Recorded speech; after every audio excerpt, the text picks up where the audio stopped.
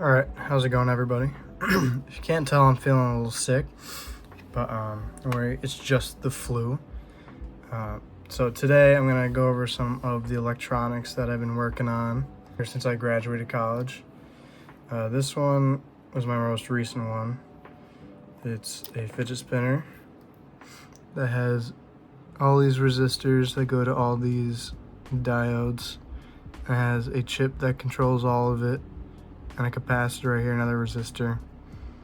And then they have 3 batteries that act as like the counterweights that most fidget spinners would have. And then it has an on button for all the lights. See, when you spin this, you can't see most of the patterns on the phone. You can kind of see a little bit, but not much. They look better in person. But so I'm gonna disassemble this a little bit so we can see.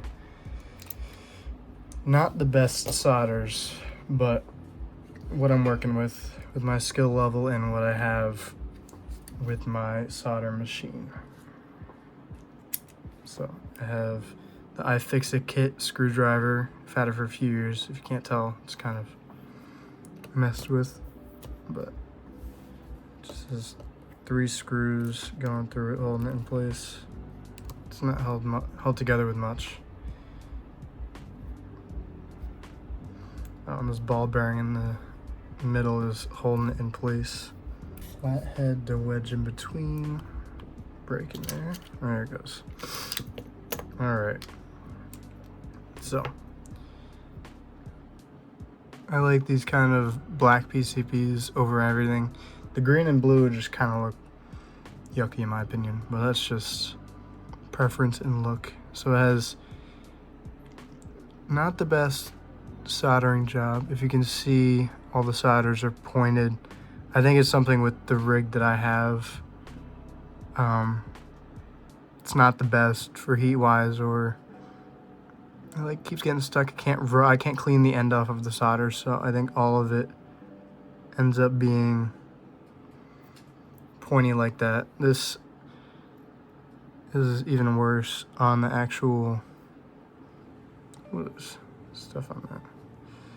Right now I don't have an actual work mat, so I'm using just a flame resistant mat that I found in my garage, and it has all fur in it. Yeah, this is the IC, and it is not soldered the best. There's a few good dollops of solder on here. Like you can see on this side, there's a few good ones, and then other ones are all pointy. Those aren't the best, but it's something. These are surface mounted devices or technology. There's also through hole, which is what most of this one is, which I'll go through in a bit, but none of these are going through, so it's only on the top, which makes sense. And this is the power button. Still be used when it's not in the casing, but that pretty much wraps up that. So we'll put it together one more time. Top doesn't really matter, but just so I can match up the bottom to the button. And this screwdriver is nice because it has magnetic pieces, so you can just touch a screw, pick it up, and line it up with the actual screwdriver. Just pop it in. The only annoying thing is if screws are close enough, it will catch it with both of them. So this one was relatively easy. The only issue was with how small the pieces were. It took a minute, and getting your face that close without having a good magnifier, you'll get the toxic fumes from the solder in your eyes and nose, and that can mess you up. But I was trying to be as careful as I could with that. Alright, so this was the first one that I did. It's Tetris, so we can turn it on. So it has the whole game. It's flashing for you guys, but it looks normal for me. You can do whatever. You can turn the pieces.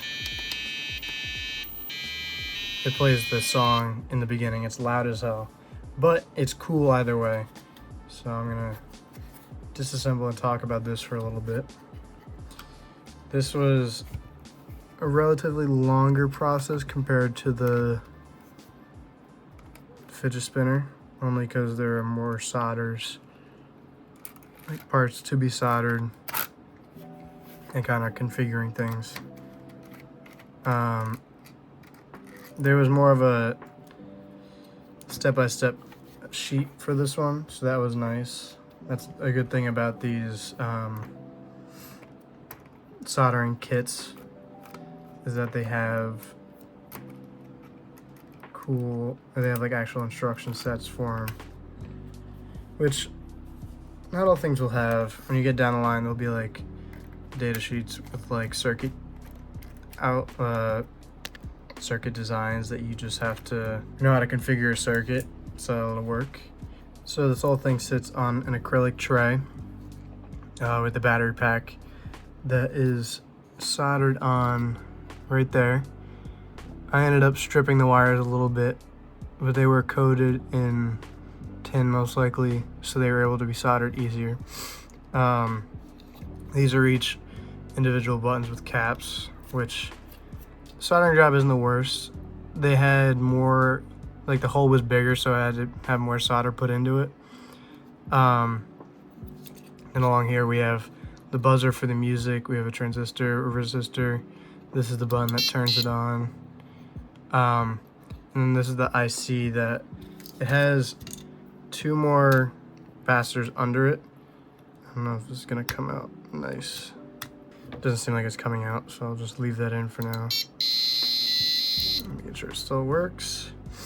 But yeah, there's 2 different types of capacitors in here. There's the ceramic capacitor and the electrolytic capacitor, which comes in a lot of kits. When you think about a capacitor, it's the little round things with one side that's grayed out, usually goes to the negative.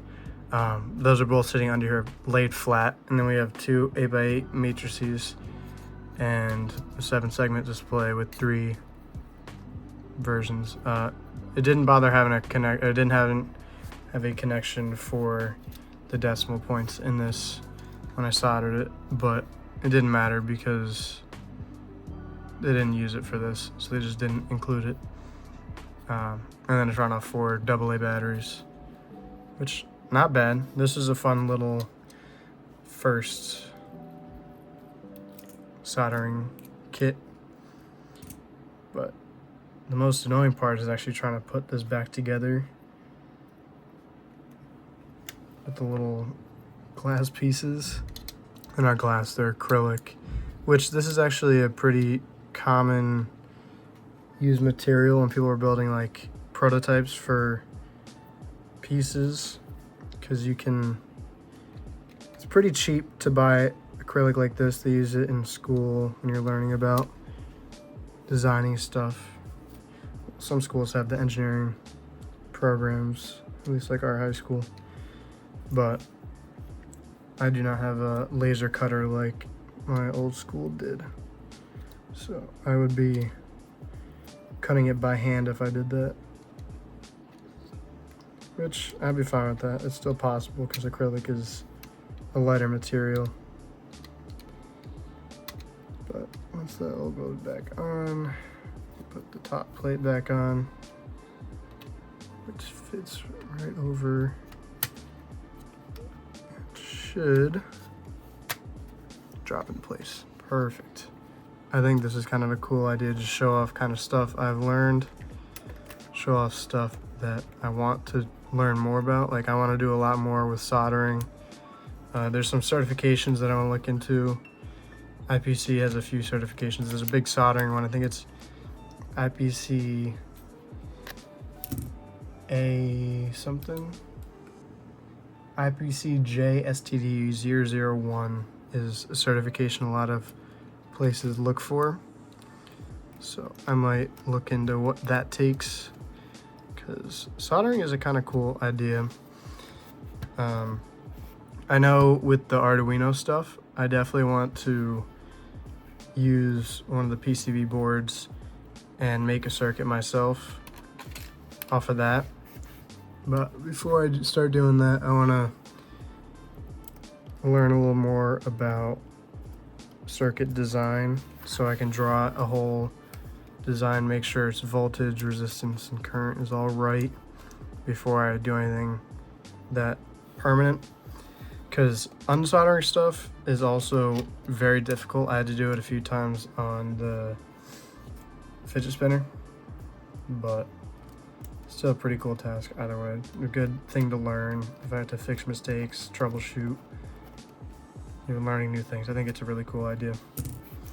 All right, thank you for watching while we look at some of the soldering things I've done. I have another kit on the way that is actually pretty cool. I think I'm gonna make a whole video of me making it and then showing it off, because it actually seems kind of cool, and I can integrate it into other things.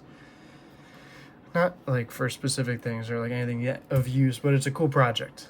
So, all right, thank you for watching. I appreciate you coming to my channel once again. Bye-bye.